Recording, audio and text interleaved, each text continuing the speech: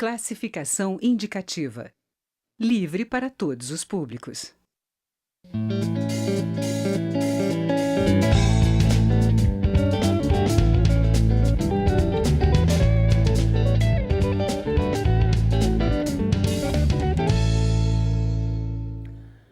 Vinte anos atrás, as reações eram muito parecidas. Ah, essa TV câmera é um desperdício, vamos gastar dinheiro com uma televisão nova quando já existe aí a Globo, a Manchete, o SBT, a Record.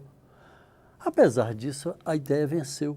A TV câmera cresceu e se tornou um instrumento essencial para a transparência e a formação da opinião pública em relação aos fatos e aos personagens que participam do dia a dia da Câmara dos Deputados. Hoje ela integra a grande rede legislativa que permitiu ao cidadão acompanhar ao vivo e em cores os atos, palavras e votos de seus representantes. O deputado Lincoln Portela, do PR de Minas, estava aqui quando a TV Câmara estava ainda engatinhando, iniciando suas atividades. Deputado, era tudo muito precário naquela época. Era uma baby TV. Era uma baby TV. A TV. Você se lembra, assim, porque era tudo muito analógico. A primeira coisa que eu me lembro é colocando, dando aí acrescentando um pouco sobre a concorrência, entre aspas, com as outras emissoras, com as grandes emissoras. Na realidade, o receio era o maior problema, porque nós agora vamos nos mostrar, agora verão a nossa cara, verão as nossas discussões em plenário. Nós seremos entrevistados aqui ao vivo, não apenas com um microfone, sem que haja câmeras. Então isso trouxe um certo transtorno e desconforto para vários parlamentares que não eram muito íntimos da comunicação. Esse problema eu não passei, porque quando eu já vim para cá, eu já fazia televisão já há alguns anos, né? E foi até muito bom. Mas esse receio o pessoal passou. E a cristalinidade também foi um receio que vários também passaram. Vamos mostrar, vamos ver, eles verão as nossas discussões, um às vezes dando uma palavra mais pesada em relação ao outro, um falando uma coisa que não deveria falar.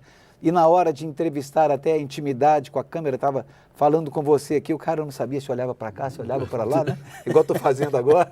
Agora a gente vê na tribuna, os deputados chegam e dizem, senhoras e senhores deputados, telespectadores da TV Câmara, ouvintes da Rádio Câmara, e começa o discurso, né? É verdade, é verdade. Quer dizer, é verdade. já se criou uma intimidade com o veículo. E há alguns que, inclusive, não olham nem para os parlamentares. Ficou de olho. Olha para a telinha. Isso é muito bom. Agora, eu soube que esse receio, inclusive, gerou um problema com relação à indumentária. É verdade. Os deputados passaram a se cuidar mais, porque antes não tinha essa preocupação, não iam aparecer em lugar nenhum. É verdade. Passaram, o senhor percebeu isso também? O pessoal passou a ficar um pouco mais elegante, né? Mais elegante. Eu tenho uma certa dificuldade, que eu com roupa, eu gosto muito de calça jeans, coloco um paletó e venho trabalhar, né?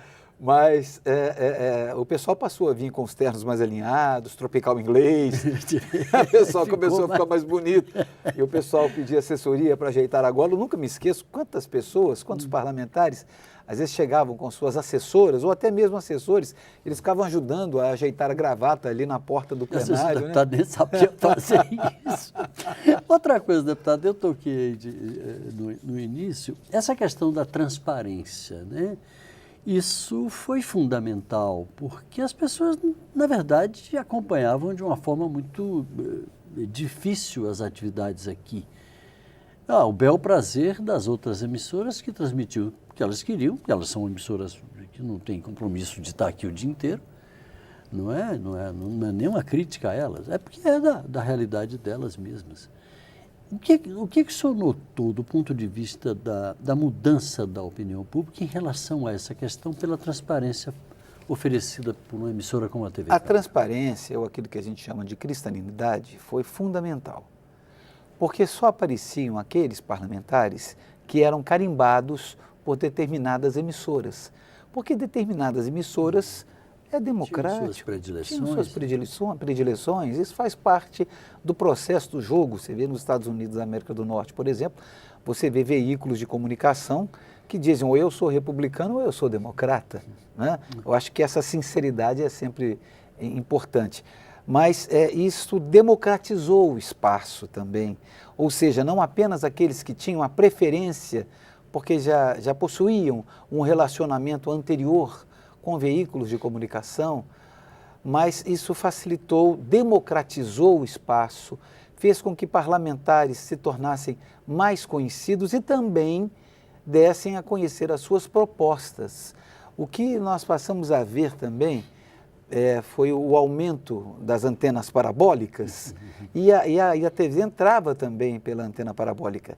E isso foi muito importante. Até hoje, né? Exatamente. Ela começou a entrar, aí o pessoal começou a ver, porque antes o que nós tínhamos era um ou outro parlamentar da preferência de A, B, C ou D, e agora a Voz do Brasil.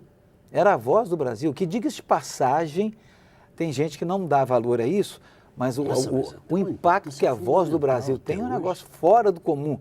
E principalmente as pessoas que estão indo para casa em seus veículos, passam por engarrafamentos, elas ficam lá e fazem questão de ouvir se os seus parlamentares estão falando. Ou seja, nós temos agora um instrumento que não é apenas a voz do Brasil, mas também a cara do Brasil. Agora, deputado, isso gerou também muita crítica, porque diziam assim, mas os deputados agora gastam mais tempo porque aparece na televisão. Os votos ficaram mais compridos porque eles querem ocupar mais espaço para poder aparecer na televisão, porque eles sabem que estão sendo focalizados, estão sendo vistos. O senhor percebeu alguma mudança nesse sentido aqui? Digamos, dois aspectos de uma mesma qualidade. É verdade, o parlamentar precisa mostrar-se ao seu eleitorado. Mas há um segundo aspecto também. Ele precisa mostrar ao eleitorado o porquê dele defender determinada matéria, o porquê dele explicar que as matérias são assim, porquê dele ter um tempo de liderança, ou um tempo como vice-líder, ou um tempo de 3 minutos para encaminhamento, para defender uma matéria, para que a sociedade brasileira soubesse que aqueles pontos que eles também defendem estão sendo defendidos por seus parlamentares. Então, são dois aspectos de uma mesma qualidade. Agora, sobre a questão, eu coloco um terceiro ponto, não um aspecto dessa mesma qualidade, mas eu coloco um outro ponto agora. Nós temos um sério problema aqui em relação aos debates, porque o regimento interno foi criado, elaborado para 6 partidos, e hoje nós temos 28 encaminhamentos. Então, para fazer alguma coisa andar aqui na casa, é um negócio muito complicado. A reunião de liderança precisa de um plenário. É verdade, é verdade. Não, eu me lembro, quando eu vim para cá, a mesa era bem menor, né? Ela foi esticando, e agora ali não tem nem jeito, né? Mas o regimento foi feito para isso. Algumas modificações muito insignificantes foram feitas no regimento, mas nós, mudando um pouco de assunto, precisamos ter um regimento mais enxuto e com partidos, exatamente, mais atualizado à realidade brasileira. Senão a Câmara não anda. Agora, deputado, só para a gente encerrar, o senhor participou, viu, pelo menos, estava aqui, desse salto qualitativo do ponto de vista tecnológico, saindo do analógico para o digital aqui na TV Câmara. Isso mudou muita coisa, porque a qualidade da transmissão melhorou demais, as pessoas puderam ver minúcias, detalhes e tal. E falaram, inclusive, que as mulheres passaram também a se maquiar melhor, etc. Natural, é bem natural isso. Como é que o senhor avalia essa evolução? Olha, inclusive isso foi bom até para as mulheres, e eu explico por quê. Com a visibilidade, não apenas com a voz do Brasil, mas com a visibilidade, as mulheres começaram a se interessar mais pela política. Elas começaram a ver que outras mulheres estavam participando. Então, ano após ano, nós temos visto um número maior de mulheres. Inclusive, a própria lei fala sobre 30% de candidaturas. É claro que isso é um pouco incipiente ainda, apesar de já ter algum tempo. É driblada de uma certa forma. Muitos partidos colocam os nomes ali só para preencher a tabela. Belo Horizonte, por exemplo, nós temos 41 vereadores e 4 mulheres. Então, das quais a minha é uma vereadora. Mas a TV Câmara não, ela mostra isso, e com isso as mulheres também foram vendo que elas têm espaço para debate com os homens, elas têm espaço para defenderem as suas causas, para olharem face to face. e conversar e falar, não, eu estou aqui, nós estamos aqui, as mulheres estão aqui, as mulheres são perseguidas nesta área, as mulheres são vilipendiadas nesta área, há leis que não facilitam a vida das mulheres, a questão do nascimento, a questão da amamentação, todas essas coisas, a questão do feminicídio, por exemplo, e isso precisava ser visto. E as mulheres começaram a ver, não, eu tenho espaço para ir para lá para defender isso também. Então, foi fundamental, não apenas na questão estética, onde as moças estão e as mulheres estão, parece que o ambiente fica um tanto quanto mais, com um pouco mais de luz, mas elas trouxeram luz no outro sentido, luz para as mulheres que andavam em trevas por causa do preconceito masculino e machista que a Câmara tinha na época.